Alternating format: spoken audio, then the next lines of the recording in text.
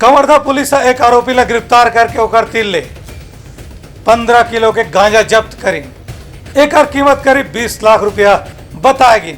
Kawardha police एक आरोपीला गिरफ्तार करके ओखर तीर ले करीबन 47 किलो गांजा बरामद करे है, जेकर कीमत 15 लाख रुपए बताए गए है। पुलिस गांजा और दूसर सामान ला मिला के करीबन 20 लाख रुपए के सामान ओखर तीर ले जब्त करे है। ये आरोपी के विषय में मुखबिर डहार ले पुलिस ला सूचना मिले रही की पड़ोसी राज्य ले गांजा ले यहाँ ला के छत्तीसगढ़ के अलग अलग स्थान में बेचे के प्रयास करे जाते। जिसने मुखबिर ले जानकारी मिली, पुलिस की टीम यहाँ छापा मार के कार्रवाई करीस और आरोपी ला गिरफ्तार कर ली है। पुलिस अधीक्षक डॉक्टर लाल उमेद सिंह बताइन है कि पाछू दिन में कतकोन जगह ले ऐसा गांजा और बरामद करे जा चुके हैं। यही पाए कि एक गाँव थोड़े ज्यादा सख्ती बरते जाते। पुलिस अधीक्षक बताइन कि आरोपी ले पूछताछ करे जाते, जेखर ले ओखर गिरोह के दूसर सदस्य मन घरों पकड़े जा सके। ब्यूरो रिपोर्ट उतलंघा न्यूज।